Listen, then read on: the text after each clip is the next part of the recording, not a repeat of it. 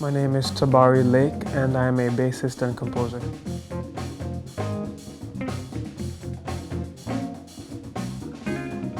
The lens through which I chose to do the project was this kind of compare and contrast between me being an American citizen and being also a person of Caribbean descent. The project really reflects that dichotomy between American and Caribbean and what the experiences are for me.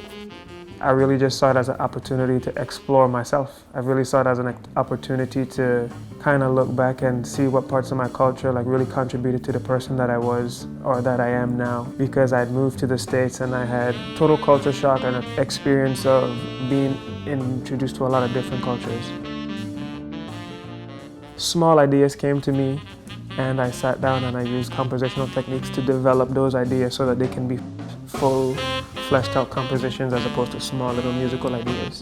What made the process a little bit easier is the fact that it was about the Virgin Islands, so I could pull from my culture a lot to sort of beef up the compositions and make them sound like somebody from the Virgin Islands is writing jazz.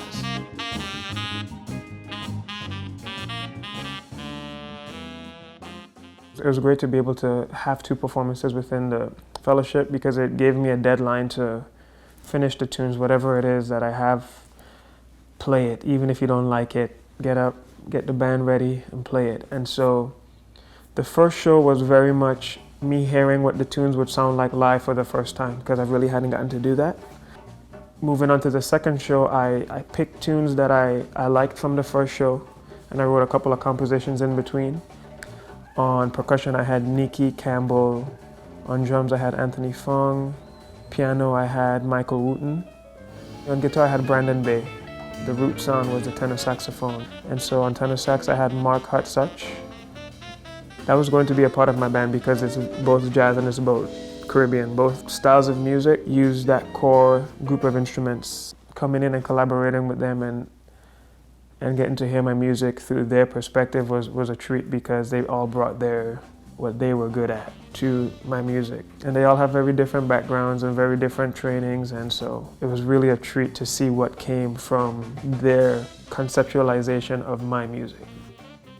Doing the fellowship allowed me to come up with a process. It encouraged me to really be honest with myself about my art and the skills and talents that I have that I can use to create. I'm not a painter, I'm not a sculptor, I'm a musician, and I have all of these skills. I don't think I would have gotten to an end product as soon as I have in my development as a musician and within my career had it not been for this opportunity. After this residency, I'm hoping to turn the music that I compose into an album. It'll be my debut, my first album project that I put together. That's what's going on in my mind now, figuring out what I want for the album, who I want to play on it, how many tunes, and how I'll get it done. So that's what's next.